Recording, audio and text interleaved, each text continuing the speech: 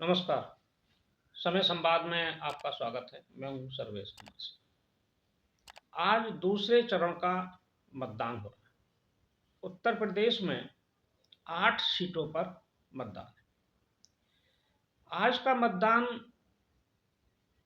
ये तय करेगा कि भारतीय जनता पार्टी और राष्ट्रीय लोकदल का जो गठबंधन हुआ वो कितना सफल रहा। हालांकि पहले चरण में भी राष्ट्रीय लोकदल और भारतीय जनता पार्टी के गठबंधन की परीक्षा थी, दोनों कितना सफल रहते हैं दोनों चरणों में। पहले चरण का चुनाव हो गया 19 तारीख को, आज दूसरे चरण का चुनाव है। दूसरे चरण में भी वही सीटें हैं महत्वपूर्ण जो जैसे पहले चरण में थी, यानी कि जहां जाट प्रभाव है और भारतीय जनता पार्टी का भी प्रभाव है। लेकिन जो चुनौतीपूर्ण सीटें हैं वो इस दूसरे चरण में भी हैं। जिन सीटों की हम चर्चा करेंगे उसमें सबसे प्रमुख है बागपत और मथुरा, मेरठ और अमरोहा। ये सीटें ऐसी हैं इन 8 सीटों में से जिन पर जीत और जीत का अंतर ये तय करेगा कि राष्ट्रीय लोकदल से भारतीय जनता पार्टी का समझौता और भारतीय जनता पार्टी से राष्ट्रीय लोकदल का समझौता कितना सफल रहा है। क्योंकि इन्हीं सीटों पर राष्ट्रीय लोकदल का वोट प्रमुख रूप से अधिक संख्या में है। तो सबसे पहले चर्चा करते हैं अमरोहा की। अमरोहा में जाट प्रभाव है। वैसे तो अमरोहा की जो सीट है इसका जो नेचर है और इस पर जो जातीय गणित है उसमें जो हिंदू मतदाता है, मुस्लिम मतदाता पर्याप्त संख्या में है, यहाँ लगभग 40% मुस्लिम मतदाता है। लेकिन जो हिंदू मतदाता है उन हिंदू मतदाताओं में गुर्जर, राजपूत, जाट, सैनी इनका बराबर का प्रतिशत है। प्रत्याशी यहाँ भारतीय जनता पार्टी के पास है ये सीट। कंवर सिंह तंवर जो 2014 में यहाँ से सांसद रह चुके हैं, लेकिन 2019 में वो बसपा के दानिश अली से चुनाव हार गए थे। उनको भारतीय जनता पार्टी ने फिर प्रत्याशी बनाया। अमरोहा सीट ऐसी है कि इस पर राष्ट्रीय लोकदल भी दावा करता रहा है। राष्ट्रीय लोकदल ने इस सीट को समझौते के अंतर्गत मांगा भी था लेकिन उसे नहीं मिला। हालांकि जब राष्ट्रीय लोकदल का समझौता समाजवादी पार्टी से हुआ था और इंडिया गठबंधन का वो हिस्सा थे, तब जो 7 सीटें मिली थी उसमें अमरोहा भी थी। लेकिन अब वो सीट भारतीय जनता पार्टी के ही खाते में है। लेकिन इस सीट को जीतना और फिर से इसे प्राप्त करना, यानी कि ये हारी हुई सीट है गठबंधन के हिसाब से, उसे जीतना बहुत जरूरी है इस गठबंधन की साख बचाने के लिए। अगर ये सीट जीतते हैं तो ये माना जाएगा कि राष्ट्रीय लोकदल का जो प्रभाव था या उनके जो मतदाता थे वो भारतीय जनता पार्टी को प्रत्याशी को मिले। और जीत का अंतर कितना रहता है ये भी महत्वपूर्ण है। हालांकि यहाँ ये सीट जो विपक्ष की तरफ से दानिश अली, जो पिछला चुनाव कुंवर दानिश अली जो अपने आप को कुंवर कहते हैं, ये अमरोहा में पिछला चुनाव इन्होंने बसपा के टिकट पर लड़ा था, लेकिन बाद में इन्होंने बसपा छोड़ दी चुनाव की घोषणा होने से कुछ समय पहले, और इन्हें गठबंधन की तरफ से कांग्रेस में शामिल हो गए थे, तो गठबंधन का प्रत्याशी बनाया गया। कांग्रेस के प्रत्याशी हैं, कांग्रेस के खाते में ये सीट है। तो इस सीट पर देखना होगा कि मुकाबला किस तरह से होता है। हालांकि यहाँ बहुजन समाज पार्टी ने अपना प्रत्याशी उतारा है और मुस्लिम प्रत्याशी उतारा है। तो ऐसी स्थिति में ये भी तय होना है कि मुस्लिम मतदाता दानिश अली को जाते हैं या बहुजन समाज पार्टी को जाते हैं। तो ये सीट राष्ट्रीय लोकदल और भाजपा के गठबंधन की परीक्षा की जहां है, वहीं समाजवादी पार्टी और कांग्रेस के गठबंधन की परीक्षा की भी है। अब चर्चा करते हैं मेरठ की। मेरठ में भारतीय जनता पार्टी ने अपना प्रत्याशी बदला है। राजेंद्र अग्रवाल जो भारतीय जनता पार्टी के सांसद थे, मौजूदा सांसद थे, 2009, 2014, 2019 तक लगातार चुनाव जीतते रहे हैं। उन राजेंद्र अग्रवाल का टिकट काटकर यहाँ अरुण गोविल को टिकट दिया। यानी कि रामायण सीरियल के जो नायक थे, राम का जिन्होंने अभिनय किया था, उन अरुण गोविल को यहाँ प्रत्याशी बनाया। तो मेरठ भी राष्ट्रीय लोकदल और भारतीय जनता पार्टी के प्रभाव की सीट है। भारतीय जनता पार्टी का अपना प्रभाव है, लेकिन यहाँ राष्ट्रीय लोकदल का भी प्रभाव है। यहाँ राष्ट्रीय लोकदल, क्योंकि मेरठ की ही राजनीति से राष्ट्रीय लोकदल आगे बढ़ा है और मेरठ पश्चिम उत्तर प्रदेश की राजनीति का केंद्र भी है, तो इसलिए राष्ट्रीय लोकदल का भी यहाँ बहुत महत्व है। तो इस सीट पर भारतीय जनता पार्टी और राष्ट्रीय लोकदल का प्रत्याशी कितने मतों से जीतेगा, कैसा यहाँ मुकाबला होगा, ये सारी चीज़ें महत्वपूर्ण हैं और इसमें कितना जीत का अंतर रहेगा, राष्ट्रीय लोकदल के वोट भारतीय जनता पार्टी को ट्रांसफर हों, ये बहुत ज़रूरी है इस सीट पर। दूसरा, अगली जो तीसरी सीट है जिसकी महत्वपूर्ण चर्चा की जानी चाहिए, यह है बागपत। बागपत चौधरी चरण सिंह के परिवार की सीट है, यानी कि जैन चौधरी के विरासत की सीट है। लेकिन पहली बार चौधरी जय चौधरी ने इस सीट पर अपने परिवार से या खुद लड़ने से परहेज किया या अपने परिवार को लड़ाने से भी परहेज किया। उन्होंने ये सीट अपने पार्टी के एक बहुत समर्पित कार्यकर्ता डॉक्टर राजकुमार सांगवान को सौंपी।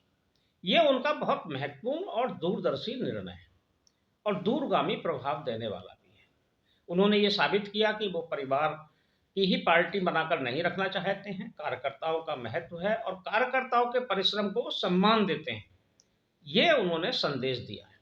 राजकुमार सांगवान निश्चित रूप से यहाँ मजबूत प्रत्याशी हैं, जाट हैं और यहाँ गठबंधन का जो प्रत्याशी है वो अमरपाल शर्मा है। अमरपाल शर्मा से उनका मुकाबला है इस सीट पर।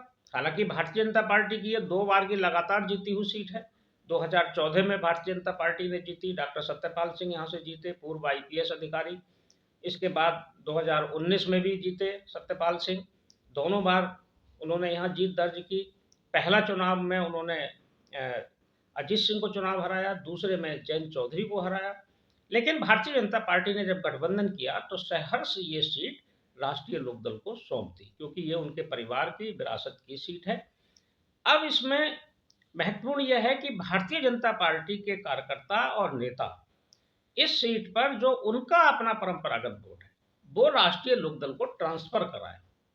ट्रांसफर कराना भी एक बड़ा काम, क्योंकि जो बिजनौर का चुनाव हुआ और बिजनौर में जो पहले चरण में चुनाव था उसमें यह देखने को मिला कि भारतीय जनता पार्टी के जो समर्पित वोटर है, जो कुछ नहीं जानता, केवल कमल जानता है, उसे प्रत्याशी से कोई मतलब नहीं है, उसे नेता से कोई मतलब नहीं है, उसे कमल से मतलब है, वो केवल कमल तराशता है। तो वहाँ ऐसी भी सूचनाएं मिली कि बहुत सारे बुजुर्ग लोग और बहुत सारे मतदाता मतदान करके बाहर निकले तो वो ये कह रहे थे कि हमने उस मशीन में देखा, उसमें कमल तो कहीं था ही नहीं। यानी कि उनको ये समझाया ही नहीं गया था कि यहाँ कमल का प्रत्याशी नहीं है भारतीय जनता पार्टी का, यहाँ हैंडपंप प्रत्याशी, हैंडपंप का प्रत्याशी है, राष्ट्रीय लोकदल का है, चिन्ह हैंडपंप मिलेगा, इसलिए वो हैंडपंप को ही कमल माने। तो ये प्रशिक्षण भी बहुत जरूरी है, ये काम भारतीय जनता पार्टी को करना है, ये बागपत में भी करना पड़ेगा, क्योंकि वहां भी भाजपा का समर्पित कार्यकर्ता है। भाजपा का जो वोटर है वो कमल तलाशता है, उसे इससे मतलब नहीं गठबंधन है क्या है, लेकिन उनको ये बताना पड़ेगा कि यहाँ कमल नहीं है, यहाँ हैंडपंप है। तो राष्ट्रीय लोकदल के साथ गठबंधन में इस सीट को जीतना जितना राष्ट्रीय लोकदल के लिए महत्वपूर्ण है, क्योंकि राष्ट्रीय लोकदल को खाता खोलना है लोकसभा में। पिछले 2 चुनाव के बाद भारतीय जनता पार्टी के साथ गठबंधन में वो है और ये निश्चित रूप से मान के चल रहे हैं राष्ट्रीय लोकदल की वहाँ उनका इस बार लोकसभा में खाता खुलेगा। वो तो ये मान रहे हैं कि दोनों सीटें मिलेंगी, दोनों मजबूत स्थिति में है, लेकिन इसके लिए परिश्रम करना पड़ेगा। इसके लिए सबसे ज़्यादा काम भारतीय जनता पार्टी को करना पड़ेगा। भारतीय जनता पार्टी के कार्यकर्ता और उनके नेता अपने वोटर को ये समझाएं बूथ लेवल से कि अगर वहाँ पर अगर उनको कमल नहीं मिलता है तो हैंडपंप पर बटन दबाना है, हैंडपंप को वोट देना है, ये बताना, प्रचारित करना बहुत जरूरी है। बागपत निश्चित रूप से बहुत प्रतिष्ठापूर्ण सीट है दोनों के लिए और इसका जीत का अंतर भी महत्व रखेगा। इसी तरह से मथुरा की सीट है। मथुरा में हेमा मालिनी भारतीय जनता पार्टी की तरफ से फिर प्रत्याशी हैं, तीसरी बार, 2 बार चुनाव जीत चुकी हैं। मथुरा सीट भी राष्ट्रीय लोकदल के प्रभाव की सीट थी। 2009 में यहाँ से जयंत चौधरी खुद चुनाव जीते थे। हालांकि वो चुनाव भी जो 2009 का जीते थे, तब भी उनका भारतीय जनता पार्टी के साथ गठबंधन था। गठबंधन में जीते थे, बिजनौर भी जीते थे और बागपत भी जीते थे। तो ये गठबंधन में जीते थे ये सीटें।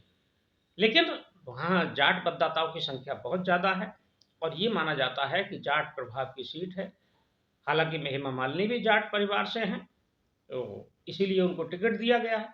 लेकिन यहाँ भी राष्ट्रीय लोकदल को अपने वोट ट्रांसफर कराना पड़ेगा, इस सीट को जीतना पड़ेगा। जीतेंगे तभी ये संदेश जाएगा कि गठबंधन का जो वोटर है वो एक दूसरे के साथ मिलजुल कर उन्होंने मतदान किया है और उन्होंने गठबंधन को मन से स्वीकार किया है। बीच बीच में ऐसी खबरें भी आती रहती हैं या सोशल मीडिया में ये प्रचारित भी किया जाता है कि राष्ट्रीय लोकदल का भारतीय जनता पार्टी के साथ गठबंधन करने से कुछ जाट नाराज है, वो इस गठबंधन को पचा नहीं पा रहे हैं। वो चाहते थे कि किसानों के मुद्दे पर और एमएसपी के मुद्दे पर या अग्निवीर के मुद्दे पर जयंत चौधरी को भारतीय जनता पार्टी से अलग रहना चाहिए था और इंडिया गठबंधन में रहना चाहिए था। ऐसा मानने वाले भी काफ़ी लोग हैं, जाट हैं, और इस बात की चर्चा होती है।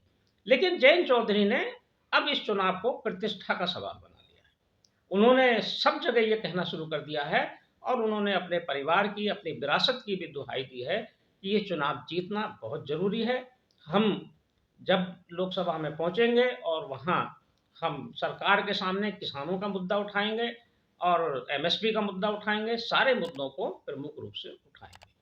तो ये जो वोट है राष्ट्रीय लोकदल का और भारतीय जनता पार्टी का, इसे एक दूसरे को ट्रांसफर करेंगे, तब दूसरे चरण में इनको सफलता मिलेगी। हालांकि पहले चरण का जो ट्रेंड है उसको देखते हुए भारतीय जनता पार्टी ने अपनी रणनीति बदली है। पहले चरण का ट्रेंड ये है कि मुस्लिम मतदाता एकजुट होकर गठबंधन की तरफ गया है। हालांकि जगह जगह बहुजन समाज पार्टी ने भी वोट काटे हैं और उनके प्रत्याशी को भी मुस्लिम वोट मिले हैं, लेकिन हमने जो देखा वो मुरादाबाद में, चाहे वो रामपुर में, चाहे वो दूसरी सीटों पर, वो सभी जगह जो मुस्लिम मतदाताओं का प्रतिनिधित्व था वो गठबंधन के प्रत्याशी की तरफ गया, यानी कि इंडिया गठबंधन के प्रत्याशियों के पक्ष में रहा है। ये जो सीटें हैं इन पर भी मुस्लिम प्रभाव है, बागपत में भी है और मेरठ में, मथुरा में तो कम है, लेकिन जो और सीटें हैं, अलीगढ़ भी इसी चरण में चुनाव है, अलीगढ़ में है, गाजियाबाद है, नोएडा है, ये सारी सीटें इसी चरण में हैं। तो ये जो दूसरा चरण है, एक तरह से पहले चरण की तरह ही इन दोनों गठबंधन के लिए अग्नि परीक्षा का चरण है। इस चरण का चुनाव होने के बाद फिर तीसरे चरण में राष्ट्रीय लोकदल और इंडिया गठबंधन का कोई बहुत महत्व नहीं रहेगा। एक दो सीटें जो आगरा की हैं, फतेहपुर सीकरी है और इधर की जो हाथरस है, इन सीटों पर जरूर गठबंधन का असर रहेगा, लेकिन मुख्य रूप से गठबंधन के प्रभाव के दोनों चरण के 16 सीटों के बाद गठबंधन का भविष्य तय हो जाए। समय संवाद में आज बस इतना ही। कल फिर मिलेंगे किसी एक खास विषय के साथ। तब तक के लिए मैं सर्वेश कुमार सिंह आपसे विदा लेता हूँ। नमस्कार।